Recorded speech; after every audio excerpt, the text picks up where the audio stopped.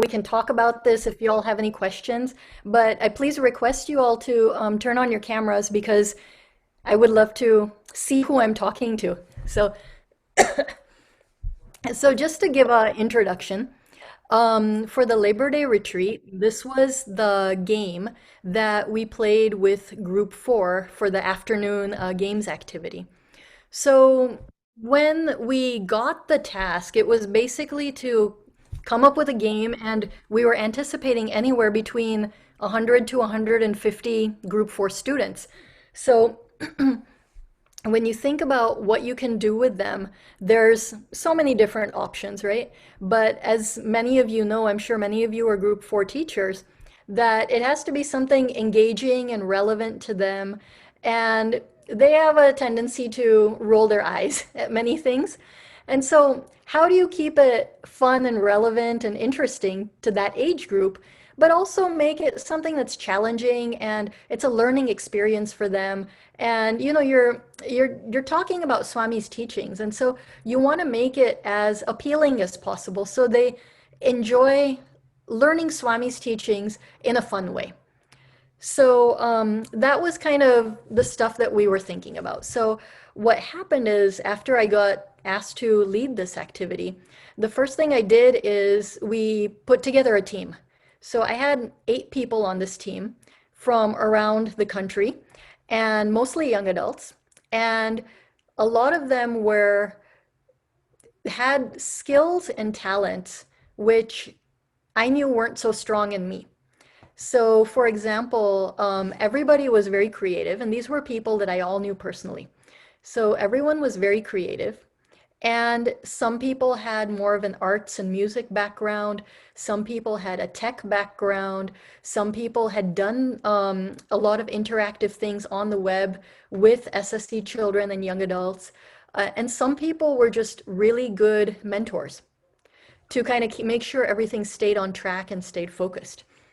So we had this very diverse team. And actually, Kirti Kirpalani, who's on this call right now, she was another person who was on the creative team.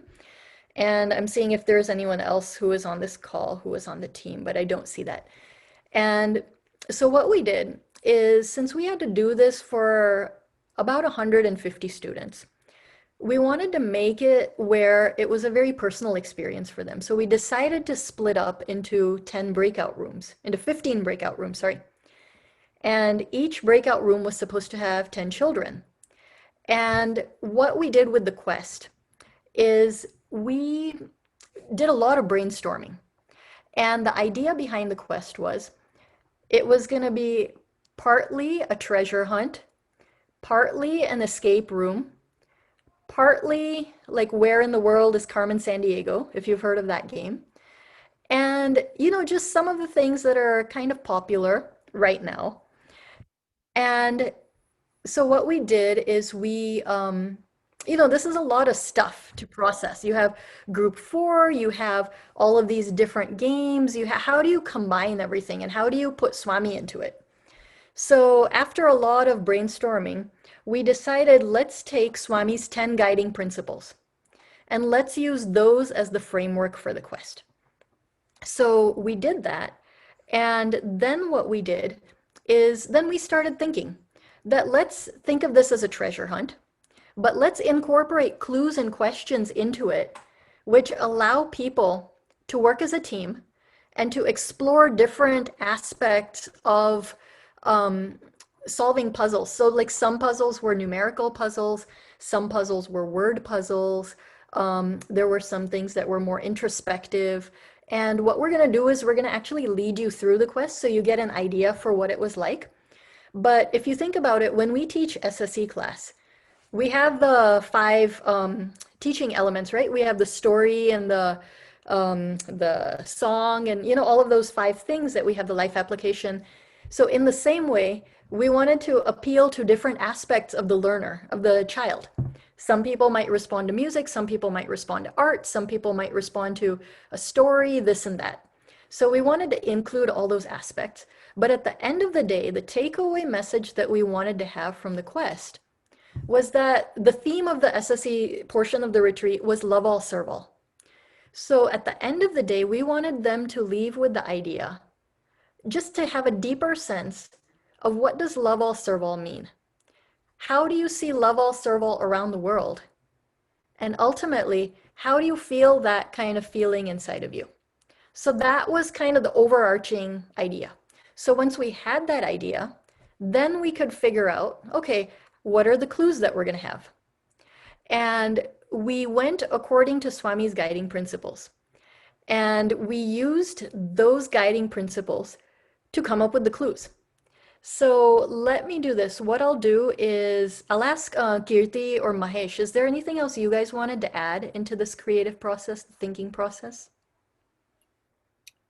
I just wanted to add that I think one of the things that we really wanted the students to feel is that they can take even though our root was in Swami's teachings and the sayings, to be able to transfer that to things that they recognize outside the Sai Center. So we had to really make sure that our examples were not just in Swami's discourses or texts, and how, so they could really kind of, it stretches their abilities also, but it also makes them look around and see what is in the world. So kind of reflecting the world back at them through Swami's values, and not just sticking to like our usual kind of staying inside the discourse.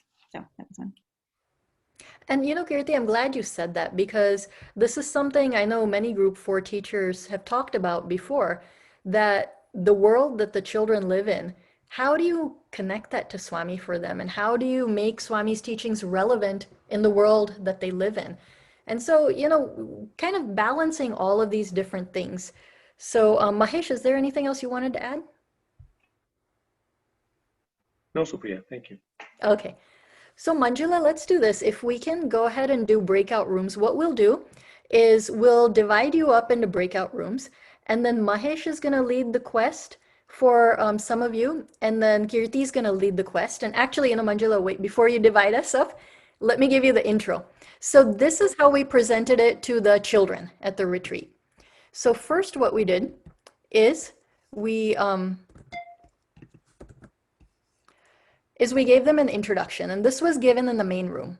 And the name of the quest is Love Makes the World Go Round. This is a poem written by Swami. He wrote, God is love. Love is his divine form. Love makes the world go around. When you cannot feel even the slightest spark of love in this world, oh man, how will you seek and realize divine love? Then what we did is we gave them their mission. Your team has been given a mission to go on a spiritual quest around the world to expand your awareness and understanding of love all, serve all. Solve the puzzles you encounter as a team using personal experience, knowledge, and help from the internet. Swami's 10 guiding principles will lead your journey. You will collect 9 divinity stones along the way, which will unlock your final puzzle, the Navratna ring.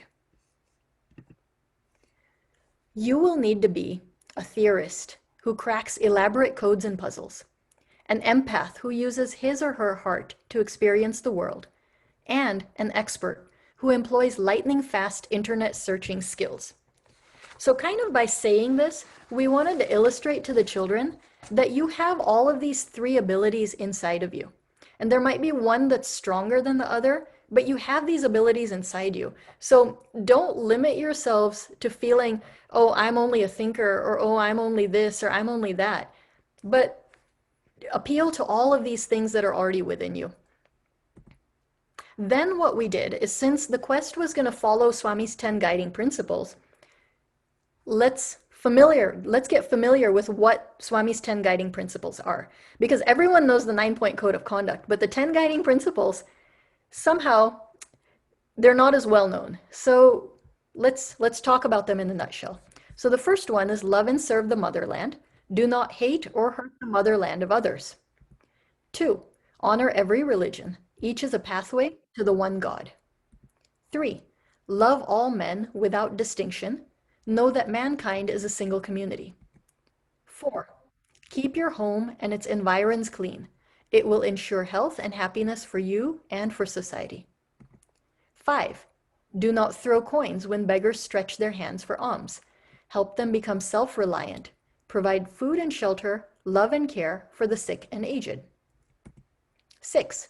Do not tempt others by offering bribes or demean yourself by accepting bribes. 7. Do not develop jealousy, hatred, or envy on any account. 8.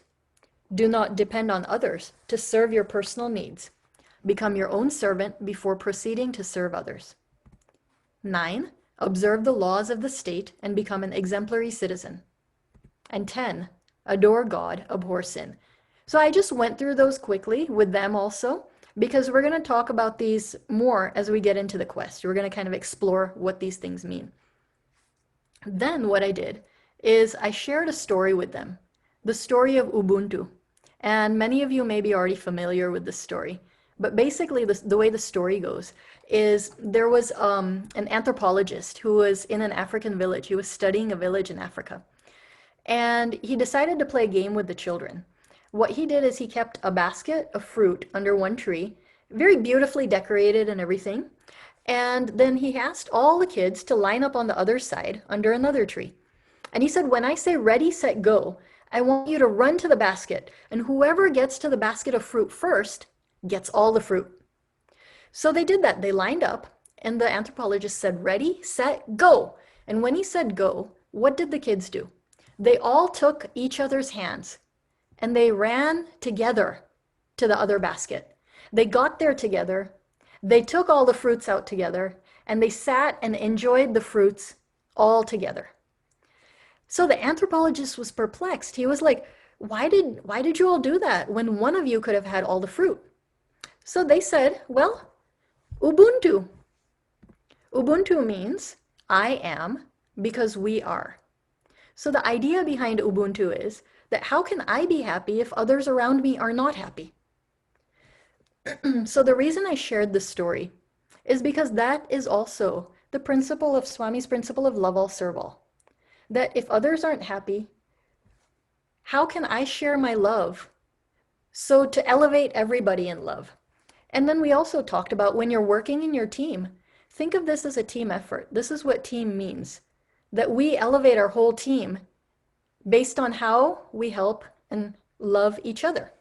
So this was kind of the setting the tone for how the breakout rooms are going to work. And then finally, we ended with this, saying that now that you're familiar with Swami's 10 guiding principles, you're ready to embark on your quiz. And then basically just giving them some housekeeping rules that you'll have a facilitator who'll guide you through the quest, and your entire team will need to work together, use your own knowledge and experience, and you can use the internet. So since this is group 4, they're all so internet savvy that, they're doing searches and that kind of thing. So when you're in your breakout rooms, you can also do the same thing. You can search for answers on the internet when you need to. Then what happens is as you unravel the clues, you will receive special divinity stones. Collect all 9 divinity stones. You will need them to successfully complete your quest. Remember to communicate and work as a team. This is essential because you have a limited amount of time to complete your mission. When your mission is complete, then we'll come back to this main room. And then just for fun, I added in that now this room is about to disappear off the face of the earth in 60 seconds, so go into your breakout rooms now. So just adding in a little bit of fun in there. And what we'll do is, Manjula, if you can please do the breakout rooms now. For how long do you want the breakout rooms? So let's go ahead and do we have until 8:30, right? So Right. let's do 20 minutes. 20 minutes? Sure. Yeah, and if we end before that, then that's fine too.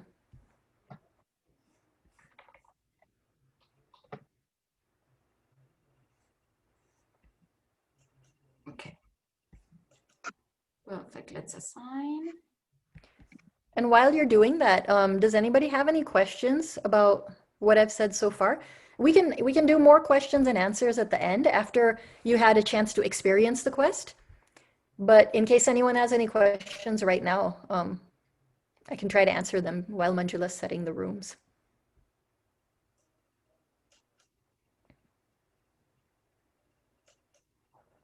So far, it sounds very interesting. Yeah. Okay. Let me try this.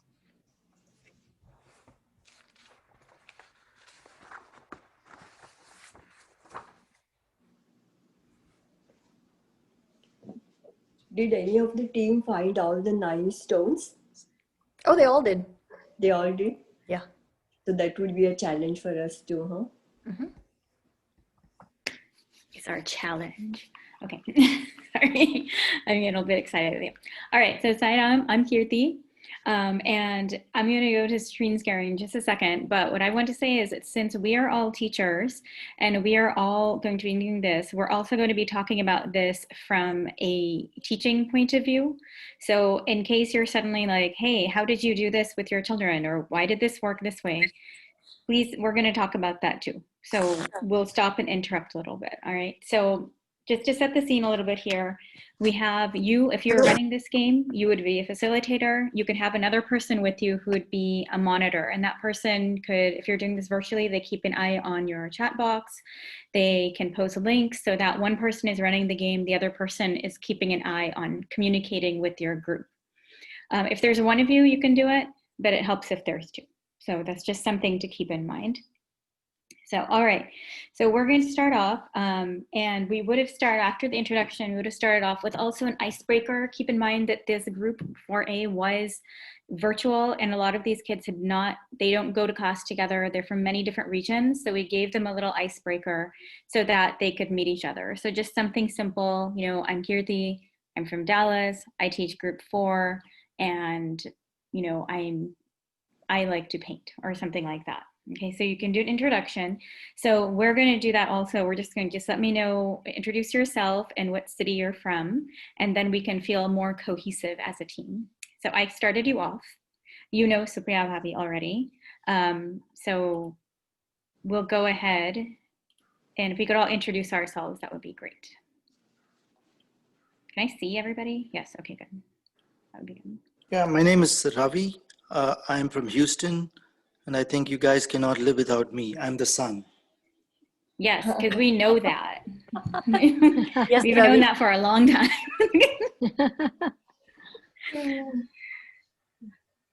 Who else? Sai Ram, my name is Sai Prasanna. I'm from Chicago. Nice to have you on the call. Sairam, I'm Raji, and this is my Kumar. better half, Kumar, and we're from Columbus, Ohio. Oh, nice. Sairam, I'm Samya from Austin. Nice. Sairam, I'm Shobha. I'm Supriya's mom from Austin. Oh, The wow. pressure. Pressure. I guessed that, and I'm right. All right, we still have some. I can see Shalini has unmuted herself, so that must mean you're about to introduce yourself. Sairam, I'm Shalini. I am from Columbus, Ohio as well. I'm glad you're here. Thank you. Sairam, I'm Shanta from South Bend, Indiana. Oh, nice. Oh, Ramia's got her mask on. She's ready to talk. Here she goes. Sairam, this is Ramya from Phoenix, Arizona. Nice to see you. Hi, this is Venkat. I'm from the Detroit Center. Sairam, we're glad you're here. And I think we have 2 people left. Okay. Well, Samya, Anusha and I'm Mimi. Manjula. I'm from Milwaukee. Yes, we can't do this without you. So, Anusha and Mili, that's what I'm seeing next. And then we can, hello. Sairam. This is Anusha. I'm Chicago, Northwest. Nice to have you. Sairam, this is Millie from San Antonio, Texas. Yay. All right, so now we are together, we're introduced, and we feel like a team, we're ready to go. So our quest has begun, and we start off with not being able to share my screen. There we go. All right, so question 1. To earn your first divinity stone, so we start off with the first guiding principle. Love and serve your homeland, follow the laws of the land, and become an exemplary citizen. So Kirti, I'm going to interrupt you for a second here. Yes, go So ahead. what we did is originally we had done the quest where we had 10 questions, each about one of the guiding principles. What happened is it was way too long. Yeah. So then what we ended up doing is we found 2 guiding principles that were very similar to each other. What you can do for your country. and we uh-oh, someone's already found the answer. I know. And we consolidated. I'm not done. Wait, one You're second. so smart. And we consolidated two guiding principles for one question just because we had a time restriction. So sorry, go ahead, Kirti. No, I was just saying, yeah, well, I was going to read the question, which somebody already answered. I was also going to say this is why it's useful to have somebody else, because right now I'm trying to move you around so I can see you and see my screen at the same time. And so I can't see the chat or anything like that. I have no idea. All right. So the prominent person who gave a milestone speech on January 20th, 1961, who was it and what was the quote? John F. Kennedy. John F. Kennedy. Yes. And I heard the quote floating back there already. Yes. And that was this. So congratulations, we got our first Divinity Stone. All right. And then we can, we can ask, like, if you want, you can ask for some more in the chat box. Share one practical way in which you practice this message in your daily life. So you could, your students might come up with something like, I vote, or I keep up on the news, and I try to be a good citizen and good to my neighbor, these sorts of things. Okay. Somebody said, I recycle. Yeah. So it's interesting to see kind of their way of thinking. I think there's a question in the chat box where Venkat Uncle, you're asking, were group 4 students able to answer the question? And yes, it was actually very interesting to see the different insights that they had. So yeah. And what was nice is because, there's a factual element to this, and then there's an introspective element to this. So it was nice in that way. Yeah. So it's really. I meant, did they know about Kennedy? They looked it up. Okay. Yes. Yeah. And that's why we tried to give them enough clues so that it's like, okay, you can find this. If they look it up and they're like, okay, January, this date, they'll find the inaugural address, and then that leads them to where they are. So, okay. But yeah, they're pretty fast once they get going. All right. So our next question. The highest civilian honor of the United States is awarded by the president to people who have made especially meritorious contributions to the country and who demonstrate exemplary citizenship. What is this award called?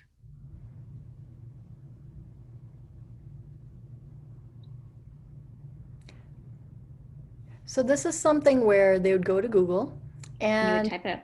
And you have to help each other. And you can talk to each other. You can unmute each other. Yeah, and say, Obama gave it to Biden. Yes. As a last, I'm trying to remember the name of the medal. Presidential medal? Is it the Citizens Medal? Does anyone have their phone? Yeah. Presidential Citizens Presidential Medal for Freedom? Yes. Good. Presidential Medal This for is Freedom. what it's called. Very nice. All right. And then there's a part 2 of this. One of the 2002 Presidential Medal for Freedom recipients was not only exemplary citizen himself, he also inspired millions of children to become exemplary in their own lives. He said the whole idea is to look at the television camera and present as much love as you possibly could to a person who needs it. Who was this famous person? Is it Roger?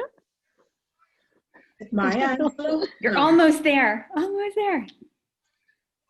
But yes, you're right. It was Mr. Rogers. Rogers. Yes. Now, what was interesting is I'm sure all of you are familiar with Mr. Rogers. Yep. Group 4 had no idea who he was. So it's a great way to introduce inspirational people in their lives too, because now it's kind of like, ooh, okay, who is this guy? So. Interestingly, there was a recent movie about him. Yes, Yes, the Tom exactly. Hanks one. Yes. Yeah. So it's another way to tie that back and be like, oh, let's find out more about this person. So, all right. So we've gotten 2 divinity stones, and we're going to move on. And then in the chat box, they can share. They can spend some more time. We're going to move on so we can continue. All right. Our next prime principle: honor every religion and love all without distinction. So this time we're switching gears. We have a math problem that we need to solve. So solve for x and y, and those 2 numbers will lead you to a holy city. To earn your 3rd divinity stone, what is the name of this city? Now, don't I guess- everyone work on X. Some of you work on Y also. and somebody else will get your like what you need next out. Like you can do it as a team. You assign it out. And we Okay, encourage the students to do that also. You know, we're like, okay, you can be like always on Google. You can be looking up these things. So somebody might have better internet access than somebody else. So everybody can use what they have. I'm working on X. Someone work on Y. I think Y Let me was guess. 39.8262. For what? Y was Y. Okay, 43.56. So X is 21.4225. Yes. So now go to Google Map. Kirti, if you Okay. click, it will show the answer. There And you then does someone get Y already? Yeah, I guess it is Mecca. 39.8262. Oh, I heard it. I heard it. Yes. Mecca. Good job. All right. So now we have that. And there's another part to this question also. To earn your fourth stone, what religion is Mecca associated with? Islam. Absolutely. That's cool. Yeah. So see, it kind of makes people like they have to poke around and feel like they're doing some things. And then in the chat box, share one teaching about love from Islam. And it can be anything, but it has to be from the Islamic faith. So they would take that moment to look off, think back to when they did world religions. You know, they can share their thing. And I'm seeing some answers coming up. Allah is omnipresent. Oh, Navi wrote the thing. Allah is omnipresent. Jihad is getting rid So of Swami said qualities. Yes, Islam. Shalini's given us one. I shall love all mankind. Fantastic. That's what Swami said was Islam, right? ISLAM. Mm-hmm. That's beautiful. Yeah, that's a great thing to. Yes, Allah is omnipresent. Yeah. Mm-hmm. Getting rid of vices is jihad. Yes, exactly. All right, so we're moving on. The next principle, to keep your home and environment clean. Your body is the home of God and your thoughts shape your environment. So they both need to be kept clean and pure. What we take in through our senses affects the body and thoughts. As is the food, so is the mind. Earn your fifth divinity stone when you decode the following phrase. Brahmarpanam Brahmahavir. Oh my gosh, you saw that in record time, I Shalini. know. I was like, good job, Shalini. just so you know, it took the creative team like at least 5 minutes. We were like, what? So one thing if I can We mention, were quizzing each other over the call and we were just like, I don't get it. one thing if I can mention, see, this is a question where you could translate it literally. And you could talk about your home and environment also. And you could make a question based on that. But we took it one step further and we added a little bit more of a spiritual dimension to it because Swami says your body is the temple of God, your body is the home of God. And then thoughts shape your environment. So we thought, okay, let's interpret this a little bit differently. And you can do that with group 4. You can cause their thinking to go in different directions. So that's what we did over here. And so it was something simple, you know, like, you know, dear Swami, today I thank you for a healthy body.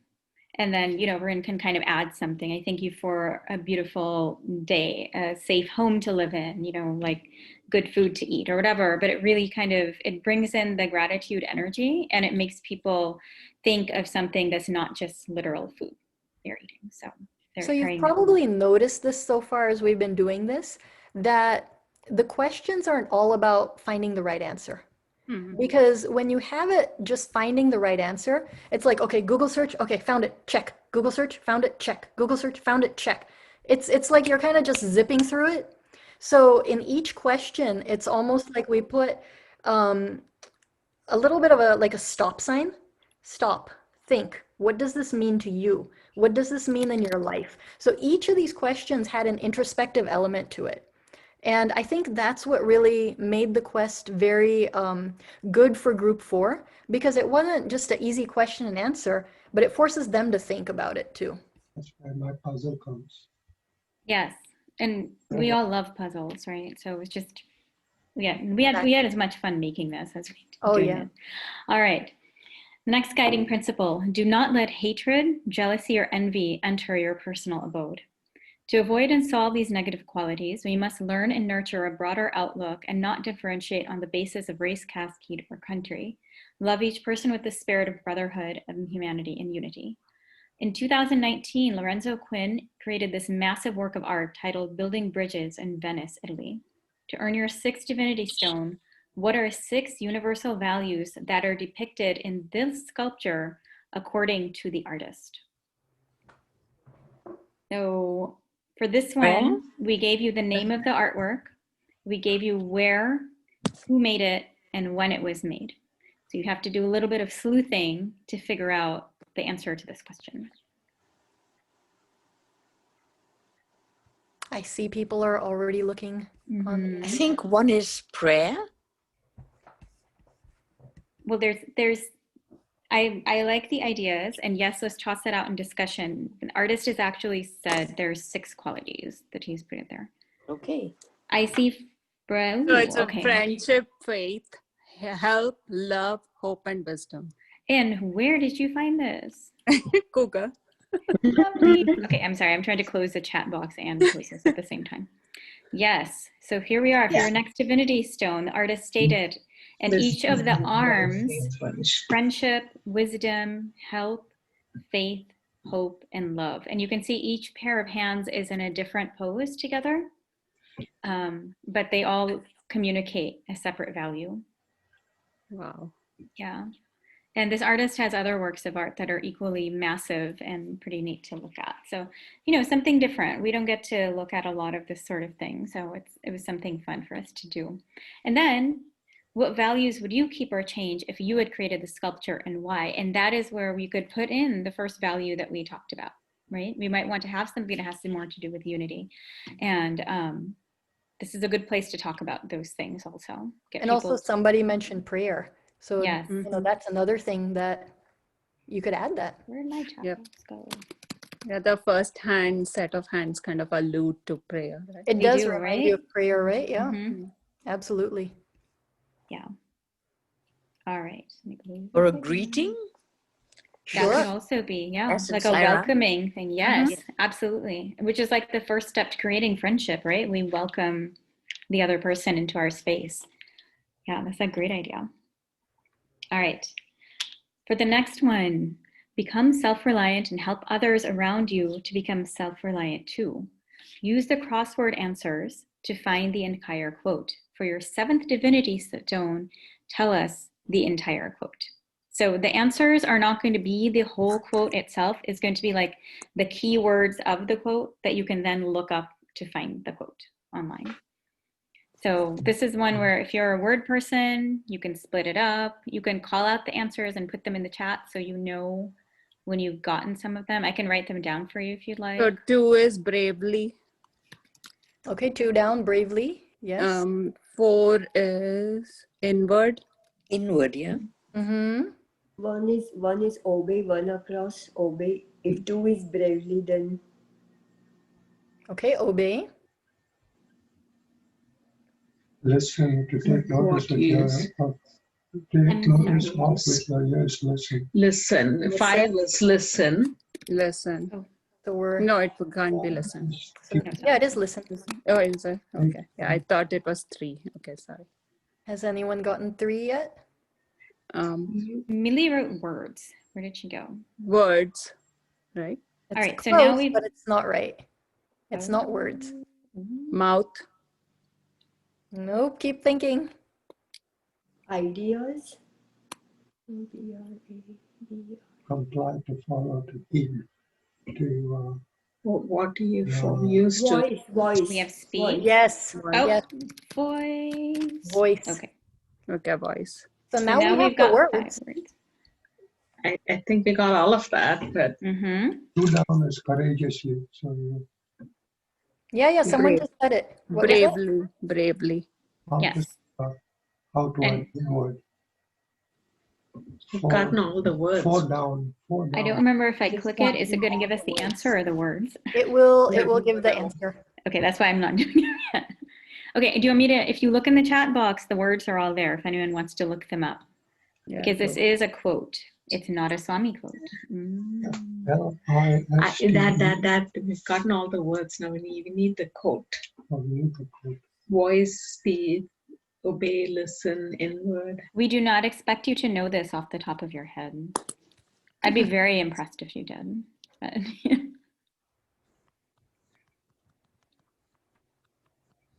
Is anyone Googling this? Yes. Okay. Is it? No, I don't think.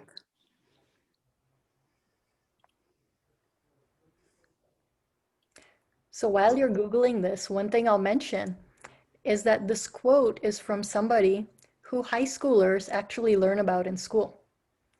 So it's one of those things where they may not be familiar with the quote, but they're like, oh yeah, I've heard of that person. I think somebody got it in the chat. Yeah, listen to the Yes. inward voice and bravely. Listen to the inward voice and bravely obey it. Who said that? Ralph Waldo Millie. Emerson. Millie found Mother it. Teresa. Wow. Yes, that's me. Nice. Wow. Whoops. I'm sorry. Listen to the Sorry, I inward just clicked voice on and something. It bravely. went. It's okay, it's here also. All right. Who said it, by the way? I didn't get the name. Ralph Waldo Emerson. Who's Yes. that? Millie. Emerson. Oh, Ralph. Yes. Oh, yeah. In the chat, Millie said it. She Waldo said that Emerson. Ralph Waldo Emerson said it.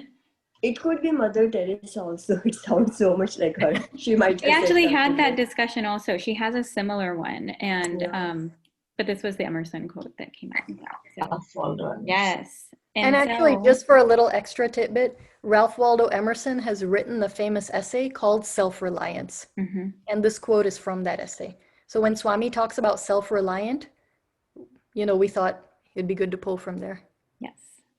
So another idea of a different type of philosophy. And so again, you can talk to how have you helped anyone become self-reliant? When and how? And that's something where the students can reflect on their own experiences and share not just how are they self-reliant, but how did they help somebody else find their own reliance or confidence within themselves. So that's another place where they could do that. If anyone wants to share anything, the chat is here. But how are we doing on time? We're almost done, so. Yeah, I think we have one more question. Okay, so we can go ahead and finish. I didn't know, I wasn't keeping time here, so. All right. Adore God, abhor sin. God is truth, so always practice truth and integrity. People of all ages in Japan are reputed for being very honest. Watch this video of a social experiment involving a dropped wallet. So can everybody see? Everyone's watching, right? Mm-hmm. Why did it not let me do that? Okay, it may not be linked. So Okay. let me do this. Let me share my screen. Okay, because I have this open in Keynote also. If you want me to, I can go back in there. No, that's okay. I had like a backup of a backup in case.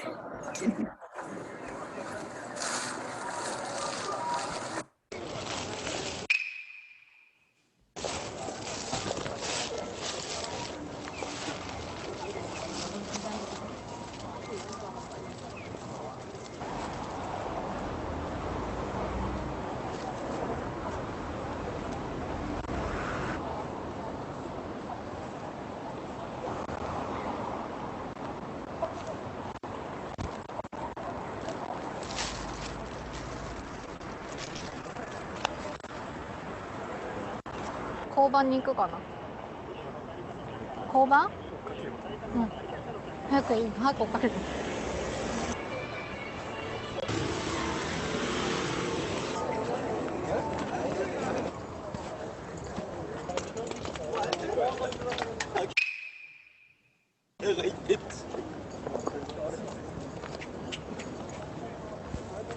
私が落としたの。私が落とした。動画で撮らせていただいて、どれだけ日本人の方って親切なのかっていうのをちょっとドキュメンタリーで撮らせていただいてたんですよ。一部始終。電池にありましたよ。その電気屋さんの。ちょっとそこからずっと撮らせていただいてて。はい。この方の名前は？これ私のです。名前は？何も入れてないです。いや入ってたんですけど。入ってました。はい。すごい感銘を受けたんでこれどうぞ。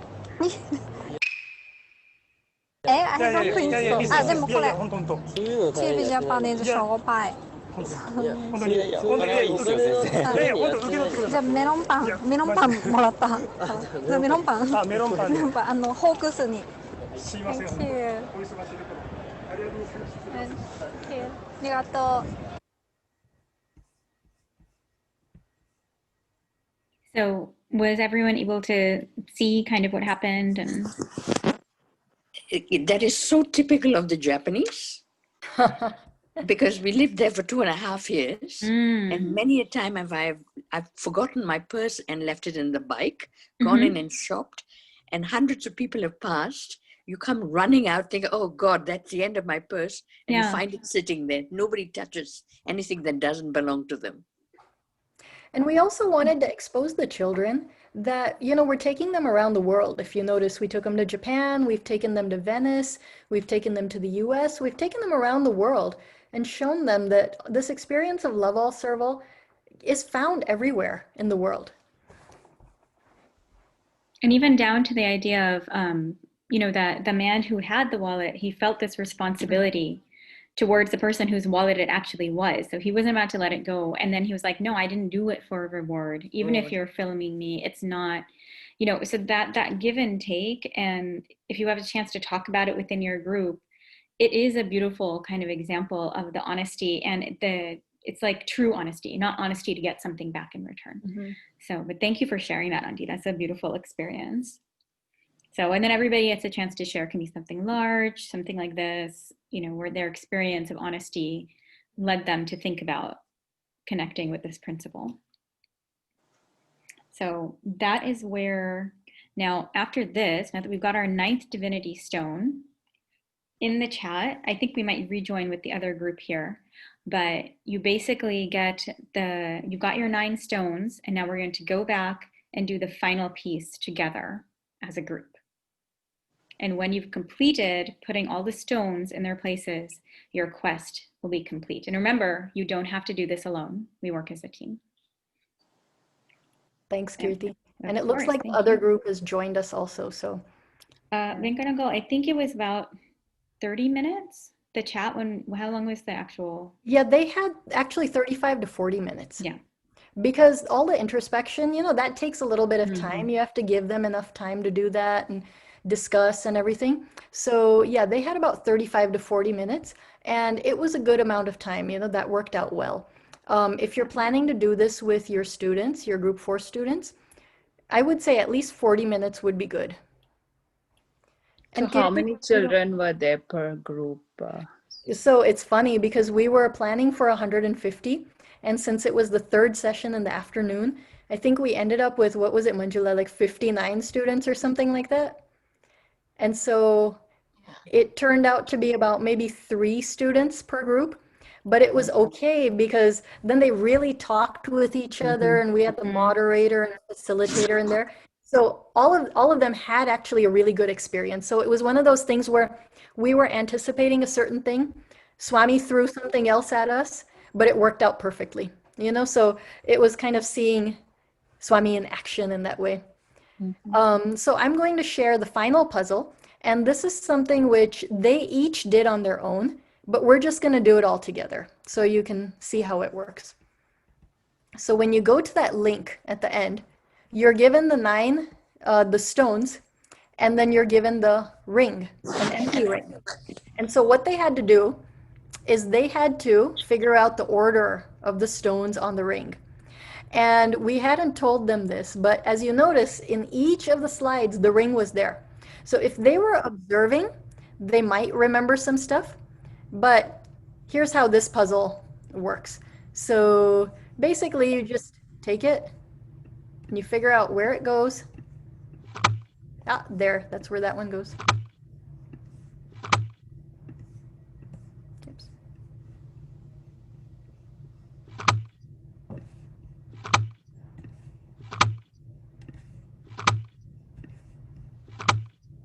And then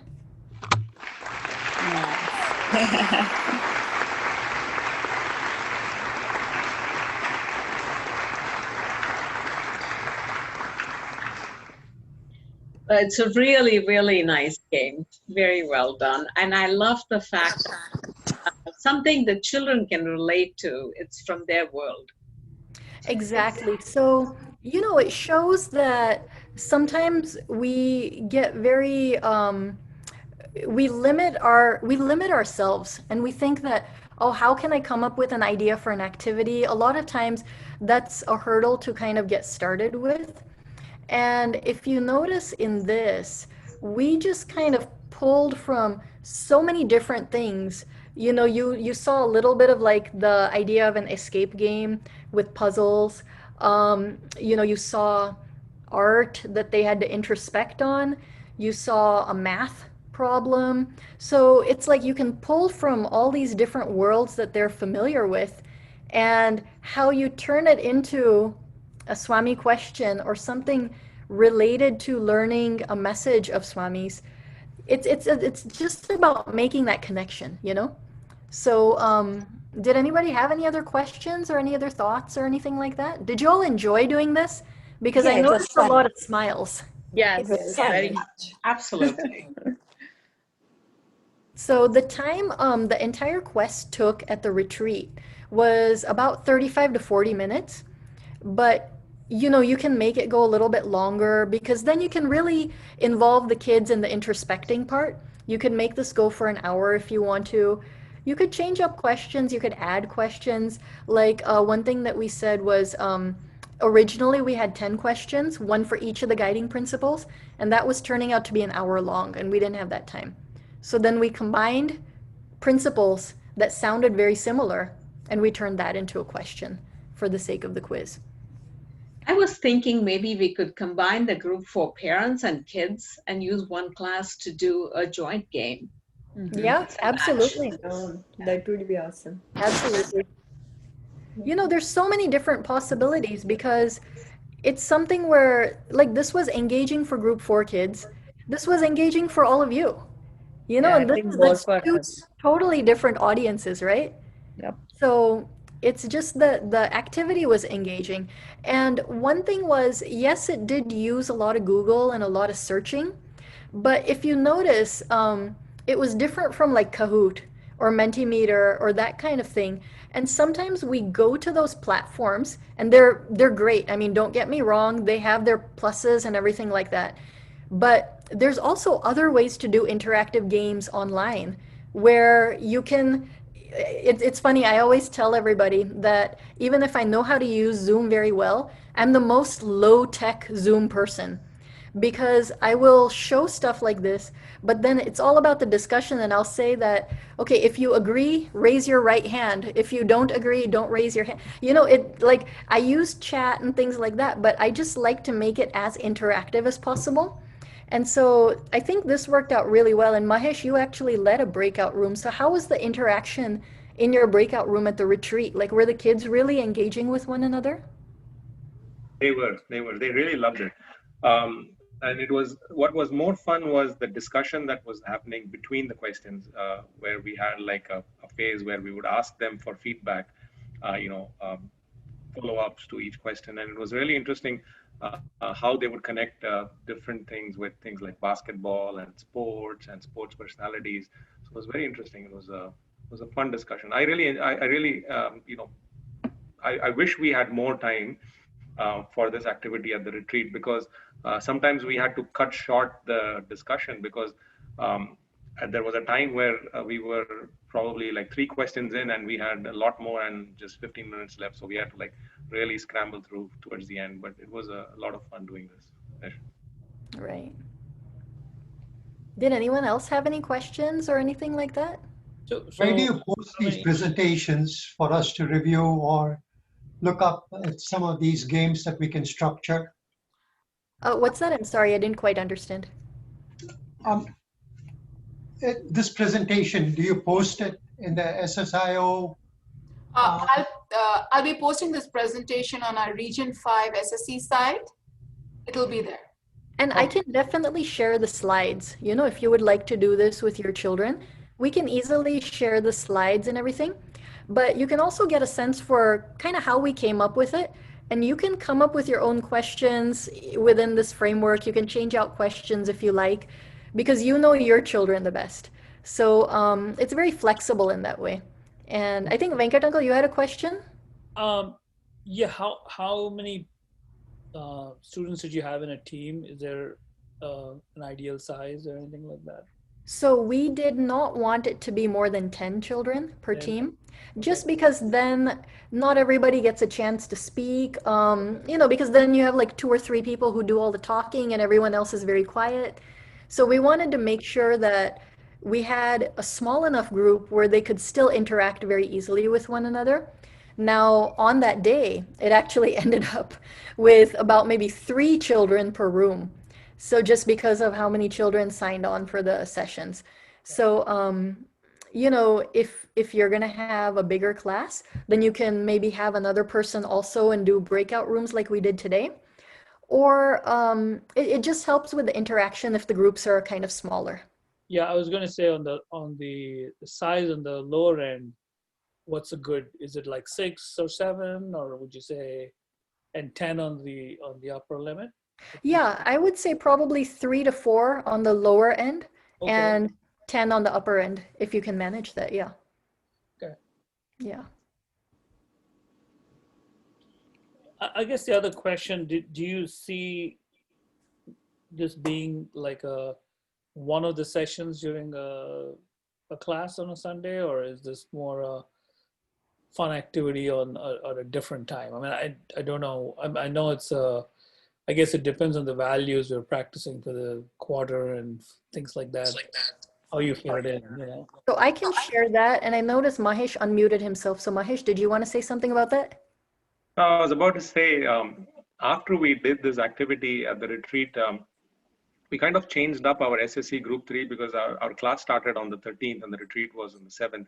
So we ended up starting the class or the year with this activity as our welcome activity. And it was like it was a little light, it was an icebreaker, and we felt it would be an ideal icebreaker.